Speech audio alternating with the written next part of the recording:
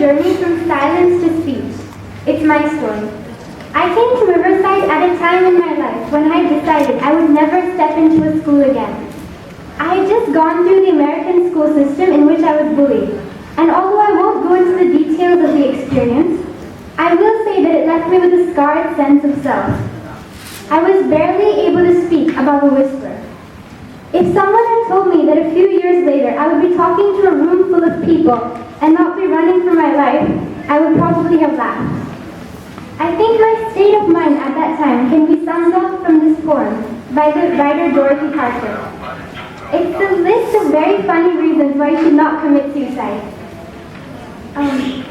Razors pain you, rivers are damp, acids stain you, and drugs cause cramp. Guns aren't lawful, and nooses give. Gas smells awful, you might as well live. But this changed when I came to Riverside.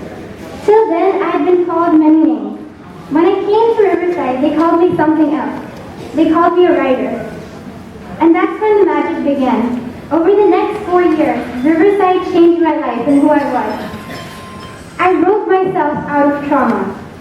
At a time like this, I found solace in writing. What was most difficult for me to talk about was the easiest for me to write about. I began writing a cycle of poems on bullying. After that, I was able to write on things ranging from science to history. I wanted to translate onto the page anything that filled me with wonder.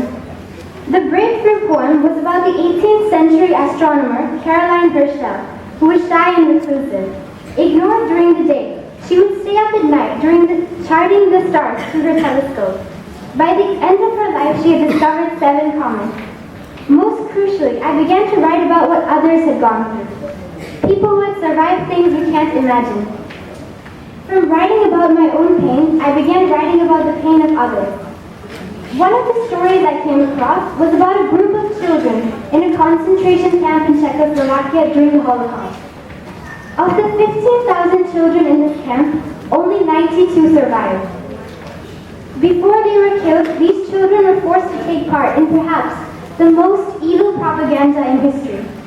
The Red Cross was visiting the camp at the time, and the Nazis wanted to show that this camp in which people were systematically slaughtered and starved was actually a normal town where everything was fine. When the Red Cross came to view the concentration camp, they were shown a fake town, and the children of this camp were forced to sing an opera.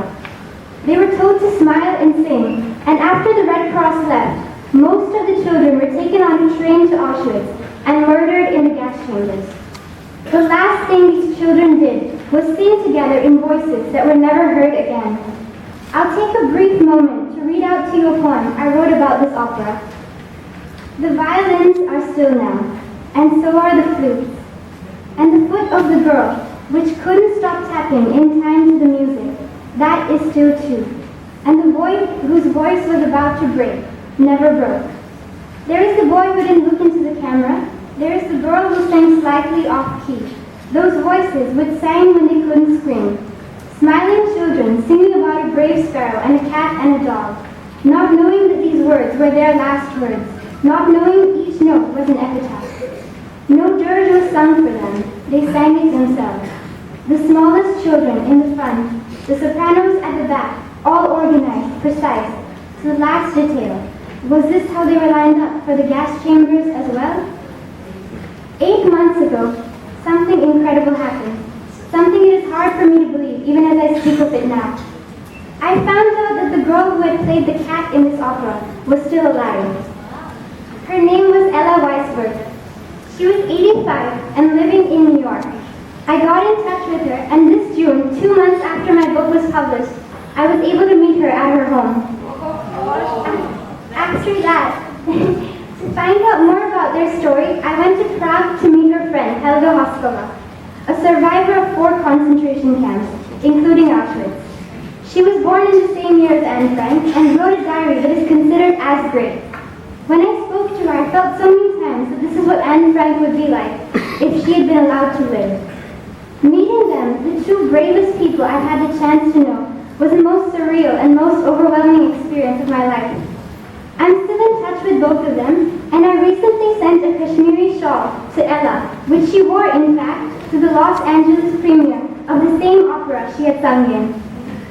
This was the event that brings my journey to its conclusion, at least for today. I went from someone who was barely able to speak to a stage where I was able to talk to two extraordinary people, ask them about their stories, and communicate across continents and generations. I began by bringing my life into my writing, and now writing has given me the best moments of my life. I hope no one in this room experiences bullying, but when you do, remember that you are not alone, and that even in those moments that seem insurmountable, you must not give up, because amazing things await you. Yes.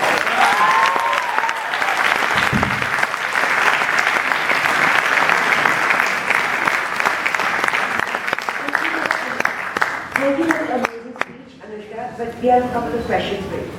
So,